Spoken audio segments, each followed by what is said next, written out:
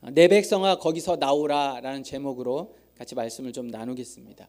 여러분, 제가 지난주에 여기서 나름 영상을 하나 찍었는데 잘 보셨나요? 무슨 영상? 뭐 이러시면 안 됩니다. 그래서 제가 저희 미디어 팀에다가 부탁해서 하려다가 제가 한번 해봤습니다. 그날 제 스스로도 정리를 한번 해보고, 제가 지난주에 약속한 거 있죠. 12월 말까지 뭐 하겠다고요? 네? 계속 요거 이제 할 겁니다. 지금. 자, 계시록을 구조적으로 아는 게 중요해요. 그러니까 계시록 어렵다 안 어렵다? 예? 안 어려운 이유는 뭐예요? 자, 계시록이 어렵지 않은 이유가 뭐냐고요? 편지라 그래, 편지라. 그러니까 당시의 원 독자에겐 이게 뭐였다고요? 편지라고요. 그러니까 2000년이 지난 우리가 읽으니까, 그리고 편지라는 생각을 못 하니까 이게 어렵고 무섭고 이런 책으로 보는데, 원 독자에게, 그러니까 이 요한계시록이 쓰여진 목적은 편지라고요. 편지. 편지를 어렵게 씁니까? 편지 잘 어렵게 쓰지 않아요. 편지는. 그렇기 때문에 사실 요한계시록 어렵지 않다라는 거예요. 또 여러 가지 이제 어려운 이유들이 있지만 다 그 둘째 뒤로 넘기고 우리가 구조적으로 한번 보자는 거예요. 1장 19절에 뭐라고 나와 있어요? 내가 지금 본 것, 그 다음에 지금 있는 일, 그리고 그 다음에 장차 될 일. 자, 지금 내가 본 것은 몇 장이에요? 지금 있는 일은 2장부터 5장. 근데 2장부터 5장을 두 개로 나누면 첫 번째는 그죠, 지상교회, 이 땅 가운데 있었던 7개 교회. 그 다음에 4장과 5장은 뭐예요? 천상교회, 하늘에서 있었던 거. 그러니까 4장하고 5장은 전체가 다 그냥 노래예요. 노래. 하나님을 예배했던 노래. 우리가 오늘 찬양팀이 예배를 두고 찬양했잖아요. 4장 5장은 찬양이에요. 근데 찬양이 세 가지 주제가 있다는 거예요. 하나, 하나님이 거룩하시다. 두 번째는 하나님은 창조주이시다. 세 번째는 죽임당한 어린 양. 이게 이제 천상교회에서 드려지는 예배라는 거죠. 그리고 6장부터 22장까지가 이제 장차 될 일이에요. 근데 거기도 두 가지가 있다는 거예요. 우리가 지난주까지 봤던 것처럼 6장부터 18장까지는 뭐예요? 세계의 심판, 인심판, 나팔심판, 대접심판. 그리고 이제 우리가 다음 주 월요일부터 볼 19장이 이제 재림이에요. 그리고 19장부터 22장까지가 이제 재림 이후에 일어난 일들에 대해서 말씀하고 있다고요. 그러면 6장부터 18장까지가 세계의 심판인데, 이 심판이 각각 이루어진 심판은 그렇다고 치고, 여기에서 편지니까 요한이 중요하게 이야기하는 게 있었다라는 거예요. 인심판에서 중요하게 여기는 건 뭐예요? 몇 장? 7장. 자, 7장인데 7장 앞쪽에 6장에 질문 하나가 있어요. 이 진노의 큰 날에 누가 서겠느냐라는 질문을 던지고 그 질문에 대한 답이 7장이란 말이에요. 7장은 너무 중요해요. 여러분의 성경에 7장에 별표가 쳐져 있어야 돼요. 자, 그 7장의 내용이 과연 진노의 큰 날에 누가 등이 서겠느냐? 누구예요? 14만 4천과 셀 수 없는 큰 무리가 그 진노의 날에 설 거다. 왜? 하나님이 보호하실 테니까. 그리고 난 다음에 이제 나팔 심판이 있던 거죠. 나팔 심판의 삽입, 중요한 건 몇 장이에요? 10장에서 11장 13절까지. 여기도 똑같아요. 앞에 10장 전에 질문 하나가 있었어요. 그 질문이 뭐예요? 질문이 뭡니까? 이 엄청난 재앙에도 죽지 않고 3분의 1이 죽었는데도 불구하고 죽지 않고 여전히 하나님께 돌아오지 않고 회개하는 3분의 2, 이거 어떻게 하겠느냐, 이 믿지 않는 사람들, 이란 질문을 던진단 말이에요. 그 질문에 대한 답이 10장부터 11장 13절까지예요. 그 답이 뭐예요? 10장의 두루마리가 계속 반복되어져 난단 말이죠. 감춰져 있는 두루마리가 아니라 이제 천사의 손에 펼쳐진 두루마리, 비밀이 봉함되어졌다가 오픈되어졌던 두루마리, 그리고 그 복음을, 그 말씀을 요한에게 전하라고 하죠. 그리고 이제 11장에 보면 계속해서 두 증인, 두 감람나무, 두 촛대를 통해 무엇을 얘기해요? 복음을 증거하라고. 왜? 그 두 중인 두 감람나무, 두 촛대가 뭐니까? 교회니까. 교회가 해야 될 역할이 있다라고 얘기하는 거예요. 복음을 증거하고 말씀을 전하는 것. 그리고 결국 11장 13절에 가서 어떻게 돼요? 그들이 다시 하나님 앞에 돌아오는 역사가 있다라고 나팔 심판을 통해 우리에게 알려주죠.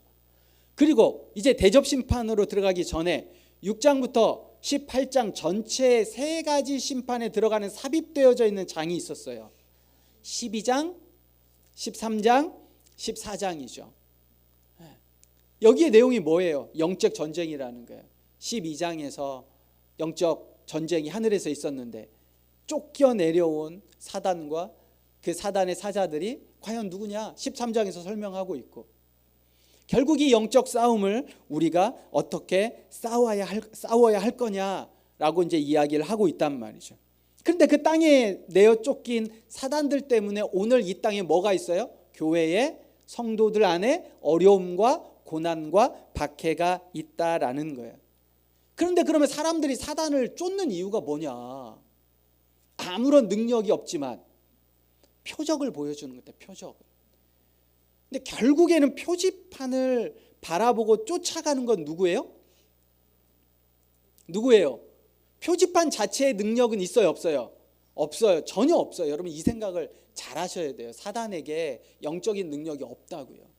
그럼에도 불구하고 우리 마음에 어떤 마음이 있어요? 두려워, 불안해, 걱정스러워. 그래서 어떻게 하는 거예요? 사단을 미혹되는 대로 쫓아가는 건데 결국 선택은 우리가 하는 거다. 근데 선택하지 않은 무리가 있었어요. 그게 14장에 나와요. 14장 4절부터 여자와 더불어 더럽히지 아니하고 순결을 선택한 자들, 어린 양을 따르기로 선택한 자들, 거짓과 불의가 아닌 정직과 진실을 선택한 자들이 나온단 말이죠. 그들이 누구예요? 14만 4천이고 오늘 교회고 성도들이다라고 이야기를 한단 말이죠. 그리고 이제 15장 2절에 짐승과 그의 우상과 그의 이름의 수를 선택하지 않고 그들을 이긴 하나님의 사람들, 이제 그들이 유리 바닷가에 앞에 모여서 하나님을 찬양하는 이야기, 이게 이제 12, 13, 14장에 나와 있는 삽입이고, 이걸 요한이 편지를 통해서 당시 교회에게 이야기해 주는 거예요. 너희들도 이런 모습으로 살아가기를 바란다. 그리고 하나님이 보호하시고 지키시니 결코 그 고난 속에, 그 어려움 속에 함몰되지 말고 승리하며 살아가자. 말씀 앞에 이걸 이야기를 해준단 말이죠. 그리고 이제 세계의 심판의 마지막 심판이 이제 대접 심판이 시작되어집니다. 16장에 첫 번째부터 대접 심판이 쭉 시작이 되죠. 그리고 이제 17장 1절입니다. 같이 한번 읽을까요? 17장 1절 시작. 또 일곱 대접을 가진 일곱 천사 중 하나가 와서 내게 말하여 이르되 이리로 오라. 많은 물 위에 앉은 큰 음녀가 받을 심판을 내게 보이리라. 아멘. 자, 16장에 이제 대접 심판이 딱 다 펼쳐지고 나서 그 중에 한 천사가 요한에게 이제 이야기를 합니다. 자, 많은 물 위에 앉은 큰 음녀가 받을 심판을 내게 보이겠다.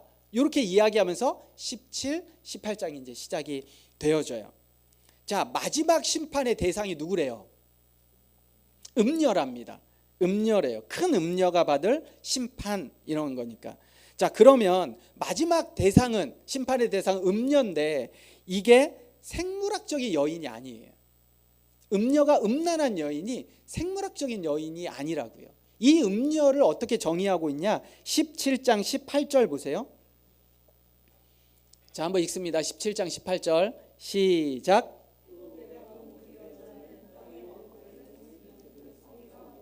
예, 어떤 생물학적인 여자가 아니라 이 음녀는 뭐라고요? 큰 성이라고 이야기를 합니다. 자, 과연 이 성이 어디일까? 이 성이 뭘까? 요거를 이제 시대적인 상황을 통해서 살펴보면, 여러분 16장에 보면 대접 심판이 이제 쭉 나오는데, 나팔 심판과 대접 심판을 보면 요 심판의 내용이 뭐하고 굉장히 유사하냐면 출애굽기에 나와 있는 10가지 재앙하고 굉장히 유사합니다. 자, 출애굽기의 심판의 대상은 누구예요?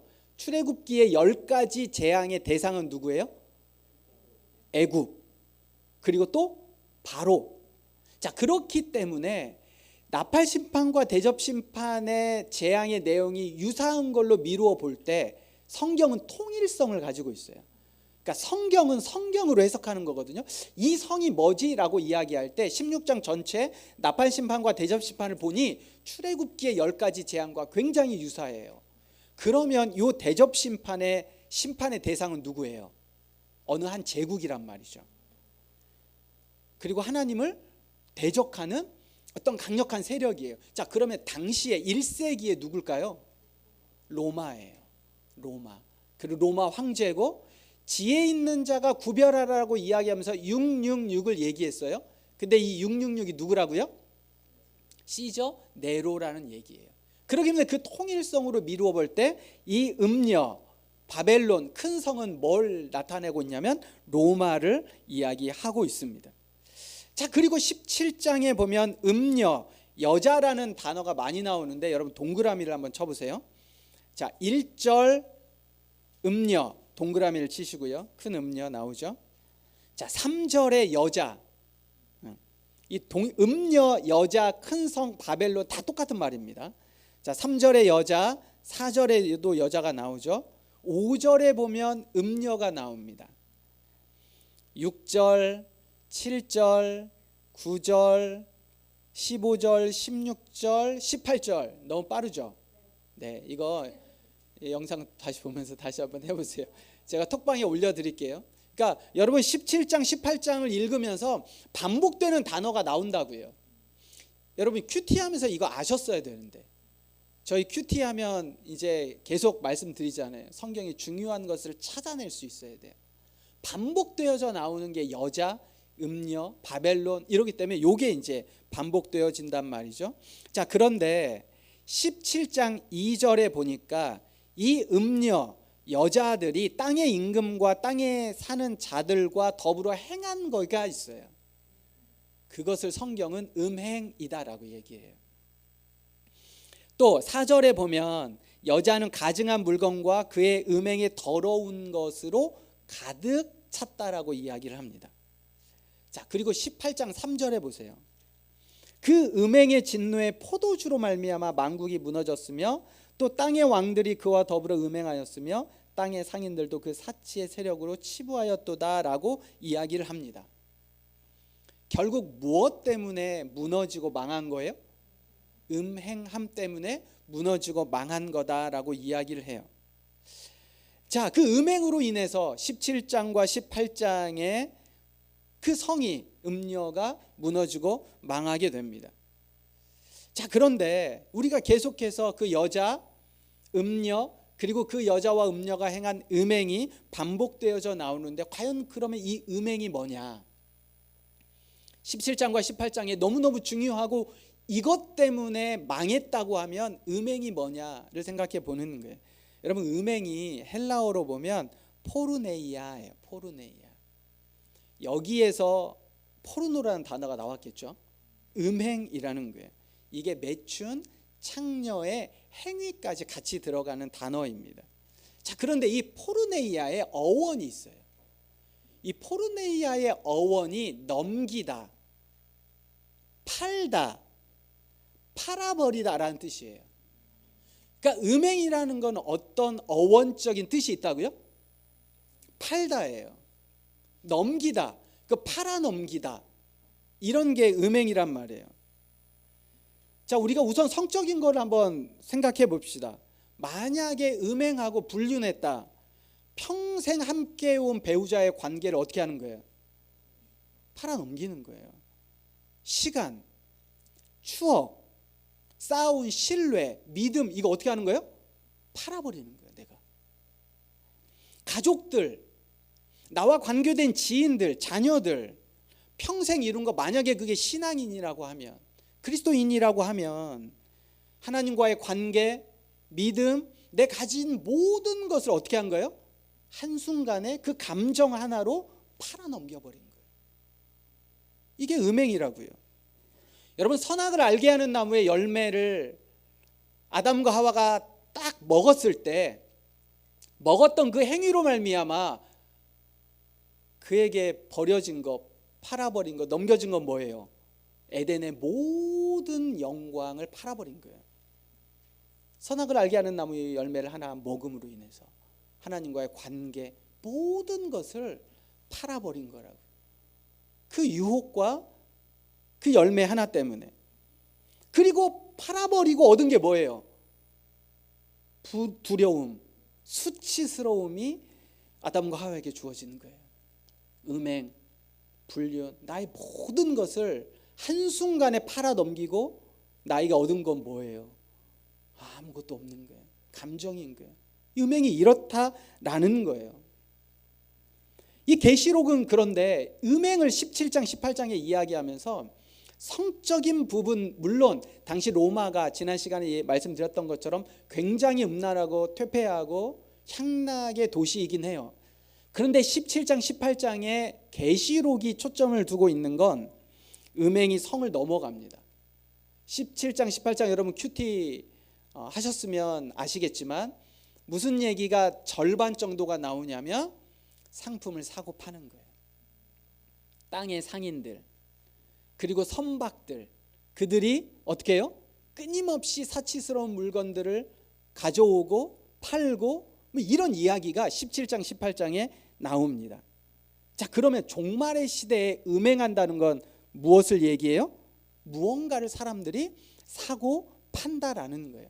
자, 그런데 18장 11절 한번 보세요.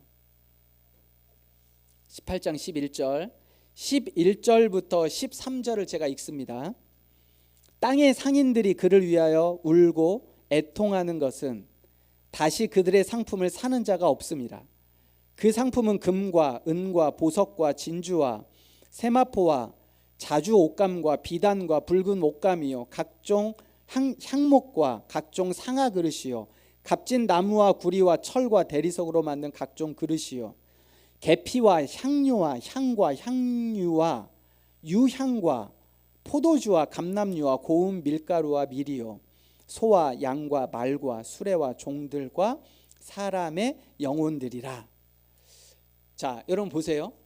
이거 오늘 우리의 입장 속에서 보면 어때요?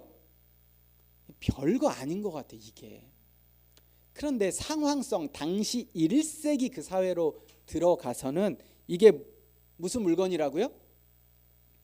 굉장한 사치품이라는 거예요. 굉장한 사치품.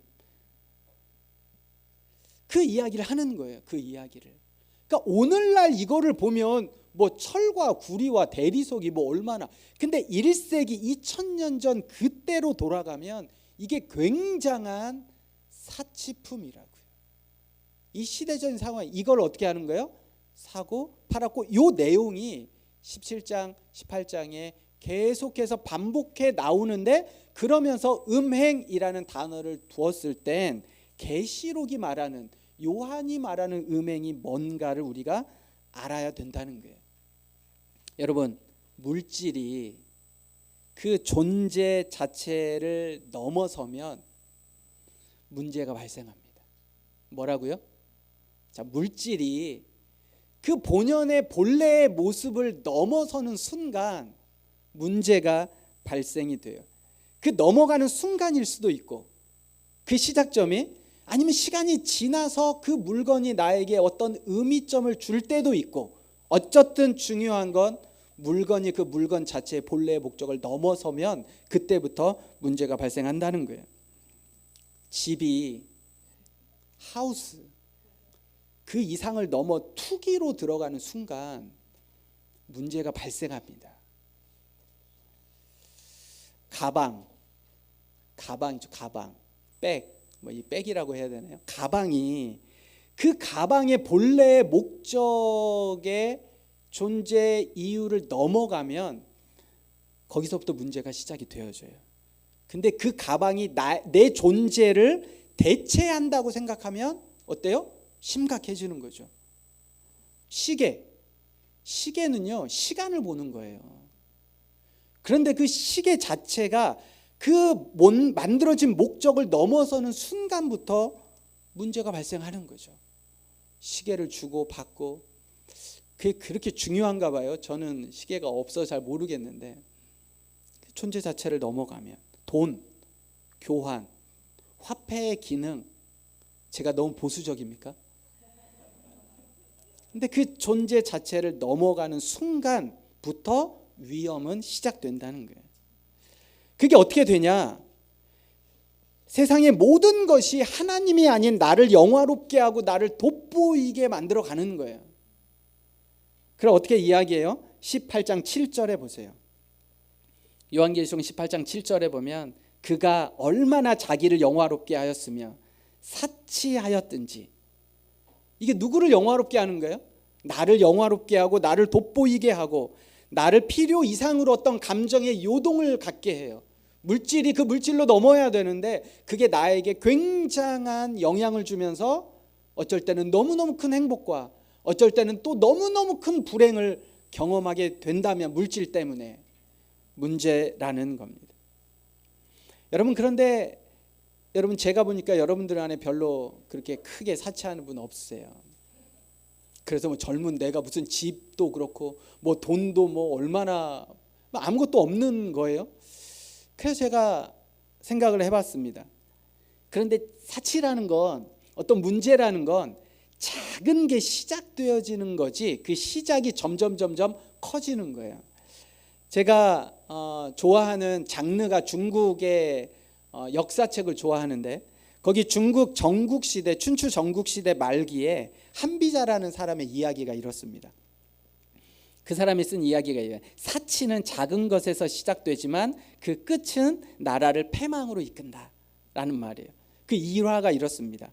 춘추 전국시대에는 여러 나라가 있었는데 한 작은 나라의 왕이 어느 날 금으로 만든 숟가락이 아름답다 하여 그 수저를 쓰기 시작했습니다. 그러자 주변에 있던 시종들이 말하기를 금 수저에 사기 그릇은 어울리지 않습니다. 그래서 그릇을 금과 옥으로 바꿉니다. 자, 그런 귀한 그릇을 평범한 상에 쓰면 안 됩니다. 그래서 상을 바꿉니다. 그리고 상이 있는 방의 장식을 고급으로 바꾸죠. 귀한 상에서 입는 옷이 평범하면 품격이 떨어집니다.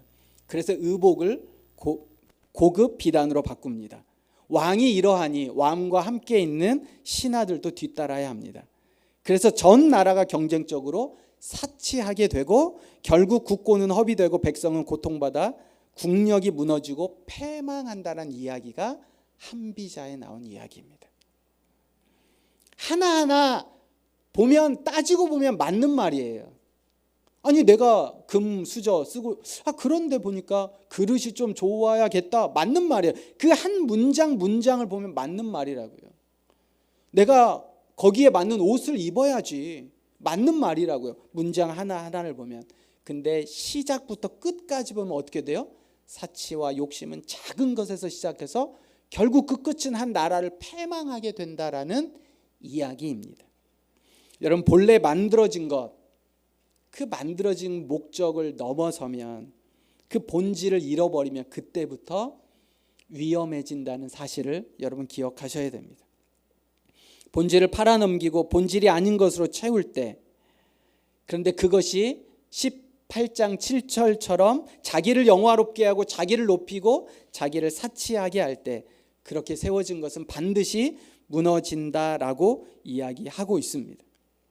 그래서 18장 4절이 우리에게 이렇게 이야기합니다. 같이 한번 읽어볼까요? 요한계시록 18장 4절입니다. 시작. 또 내가 들으니 하늘로부터 다른 음성이 나서 이르되 내 백성아, 거기서 나와 그의 죄에 참여하지 말고 그가 받을 재앙들을 받지 말라. 아멘. 성도들아, 거기에서 나오라.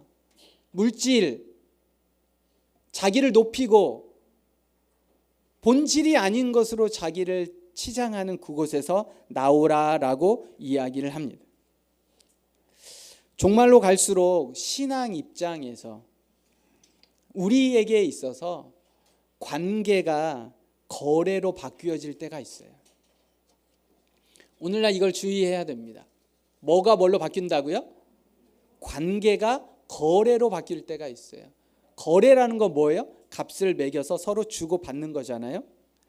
성경에서 하나님과 하나님의 백성들, 즉 성도들과의 관계는 조건이 아니에요. 은혜입니다. 내가 하나님 앞에 무언가를 드려서가 아니라 그냥 은혜예요. 이게 관계예요. 하나님과 성도들의 관계는 어떤 성과가 아닙니다.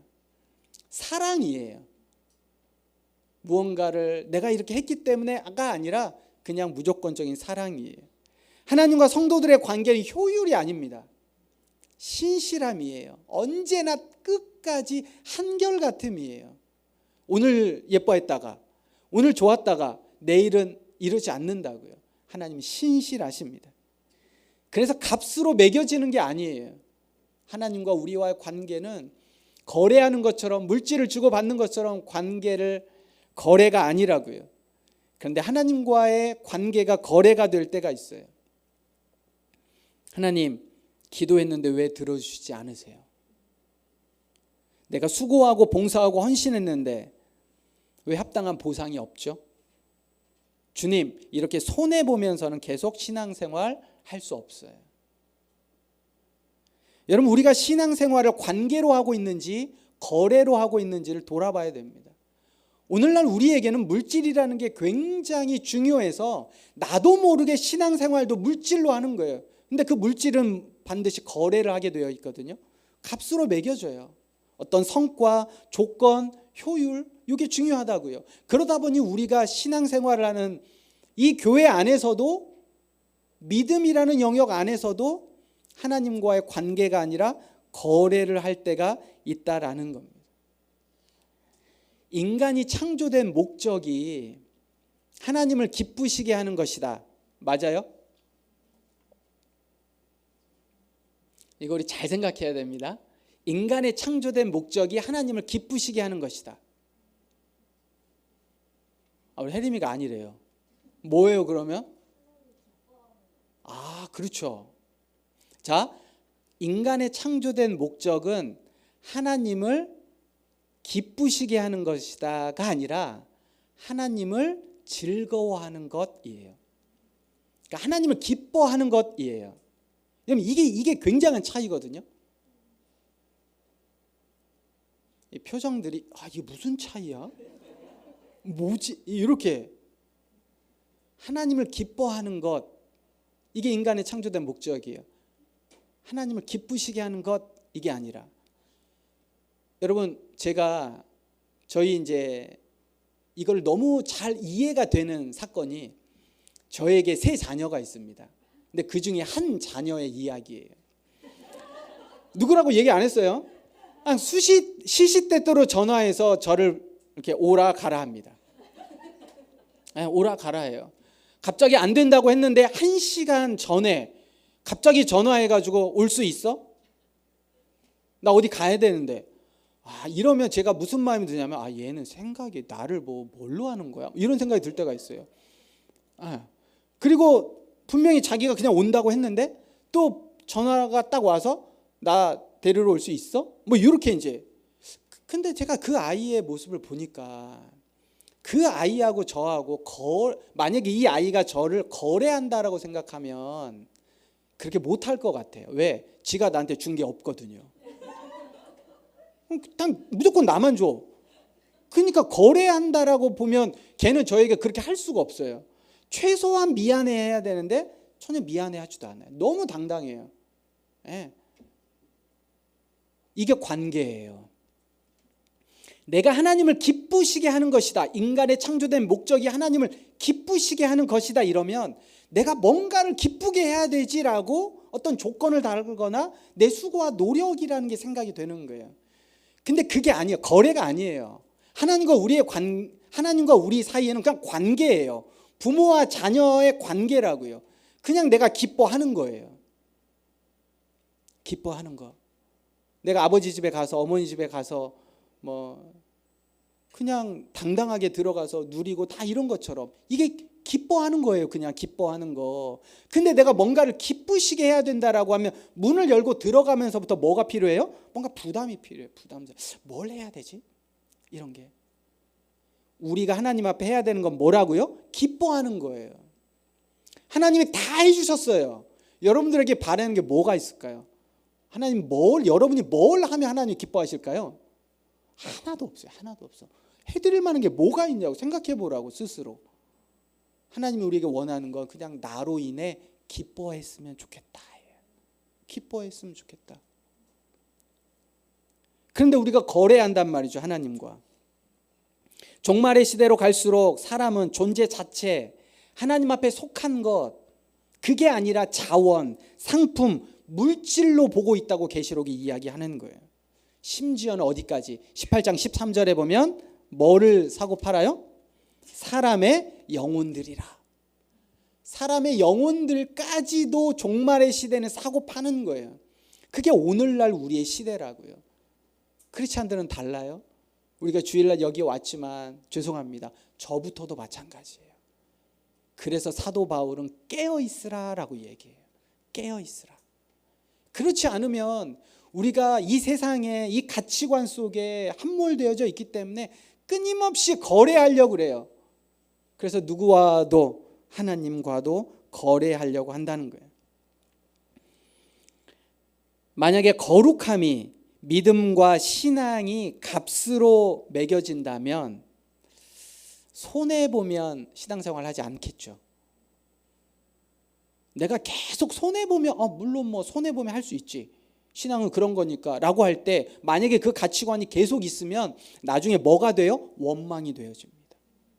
계속 손해보면 원망이 되어져요. 한두 번은 할 수 있지. 헌신, 수고 한두 번 할 수 있지. 근데 이게 계속 시간이 돼서 원망이 되어진단 말이에요. 근데 만약에 나에게 이익이 된다. 꿀이야. 꿀. 그러면 계속 그걸 하고 싶은 마음. 근데 신앙은 어때요? 나를 영화롭게 하고, 꿀이라는 건 나를 영화롭게 하고 내가 기뻐하는 거니 신앙생활에 맞지 않는 거란 말이에요. 하나님 아시죠? 이번에 저도 어쩔 수 없습니다. 다들 그렇게 삽니다. 신앙 지키다가 말씀 지키다가 손해보고 기회 놓치면 책임지실 거예요? 우리가 무언가를 선택할 때 이런 마음이 있는 거죠. 하나님 책임지실 거예요? 안 그러면 잘 되게 해주시든지, 아니면 저는 이번은 빠집니다.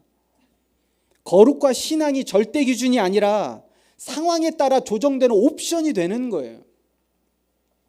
성경은 이 시대가 그렇다는 겁니다.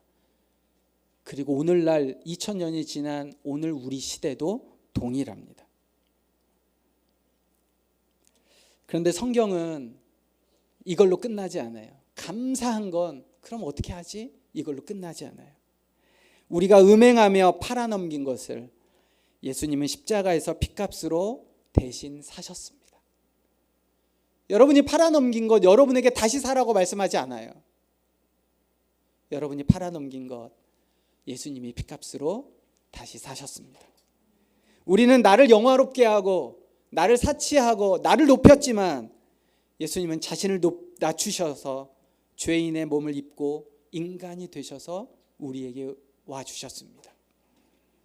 여러분이 높인 거 네가 높였으니 다시 네가 낮춰 라고 말씀하지 않아요. 예수님이 낮추셔서 모든 것을 해결해 주셨습니다. 우리는 평생 주님과 거래하고 조건을 달았지만 예수님은 조건 없이 우리에게 자신을 주셨습니다. 자신의 전부를 주셨어요. 네가 했으니 네가 책임져 하시지 않으셨어요. 예수님은 우리에게 자신의 전부를 주셨습니다.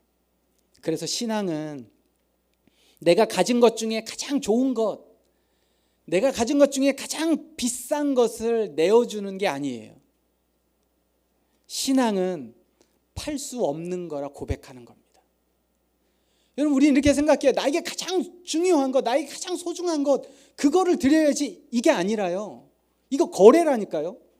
관계라는 건 아니요. 주님, 저는 이제 더 이상 내게 아니니까 내가 팔 수 없어요.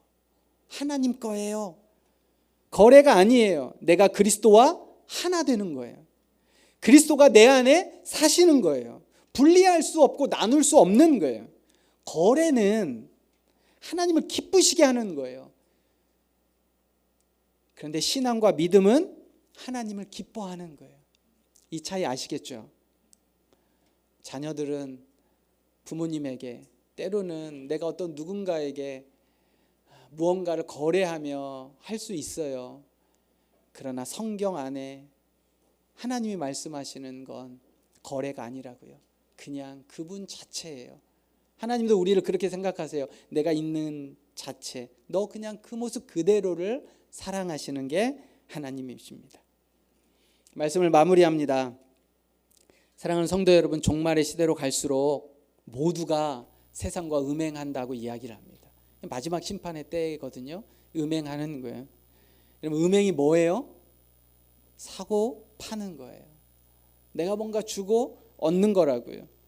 그런데 창조된 본질, 성도의 참다운 가치, 신앙과 믿음은 팔고 사고 하는 게 아니에요. 그냥 있는 것 자체예요. 왜? 예수님이 내 안에 계시기 때문에 그래요. 내가 예수님 안에 있기 때문에 그렇습니다. 모든 것이 시간이 지나면 드러나고 무너집니다. 요즘 지난 한 주간 동안 언론을 보면 아무것도 아닌, 갑자기 해양수산부 장관하고 저하고 아무런 상관이 없었는데 저희 교회 성도 중에 해양수산부에 있다 보니 그분이 집중이 되더라고요. 뭘 받고 안 받고 그것 때문에 장관직에서 사퇴하고 그 사람이 결백하냐 결백하지 않니, 이런 이야기가 있잖아요. 모든 것은 시간이 지나면 드러나고 무너집니다. 무너질 것 붙잡지 말고 무너지지 않는 것을 붙잡기를 소망합니다. 썩어질 것을 구하지 말고 썩어지지 않을 것을 구하시기 바랍니다. 유한한 것을 바라지 말고 영원한 것을 바라보시기 바랍니다. 좀 먹고 도둑 들어 없어질 곳에 쌓지 말고 하늘에 쌓으시길 바랍니다. 그래서 말씀에 내 백성아 거기서 나오라 라는 말씀을 깊이 묵상하고 사고 파는 거래의 음행의 자리가 아니라 하나님이 나와 함께 하시고 나의 전부가 되어주시는, 그래서 나를 위해 생명을 내어주시는 그 예수 그리스도, 그분을 향한 믿음과 거룩을 향해 나아가는 하늘 나그네 성도님들 모두가 되시기를 주님의 이름으로 부탁드립니다. 이 시간 함께 기도하겠습니다. 여러분, 제가 지난주에 이렇게 말씀을 드렸습니다. 영적인 욕심을 내보자. 그리고 영적으로 무언가 영적인 존재라는, 그래서 부부간의 대화든 자그마한 일이든 이런 일들의 마음을 써보자. 그런데 그거 한순간에 되지 않아요. 내가 지금까지 살아왔던 내 삶의 방식과 가치관이 유물론적인 무언가 사고받고 거래와 효율과 성과와 어떤 조건과 여기에 내 삶이 있거든요. 그런데 이게 갑자기 한순간 은혜요, 사랑이요, 믿음이요 이렇게 되지 않아요. 근데 중요한 건 사치도 작은 것에서 시작되면 나라를 패망시키는 부정적일 수 있지만 우리의 믿음도 작은 것에서 시작하면요 하나님 나라를 놀랍게 확장시켜 가는데 쓰임받을 수 있다는 사실을 기억하셔야 됩니다. 그래서 이 시간 함께 기도합시다. 하나님, 작은 것부터, 작은 결심 하나부터 하나님 앞에 사고 파는 물질이 아니라 영적인 욕심과 말씀과 하나님을 예배하고 하나님을 기뻐하는 자로 살아갈 수 있도록 도와주십시오. 이 시간 함께 기도하도록 하겠습니다.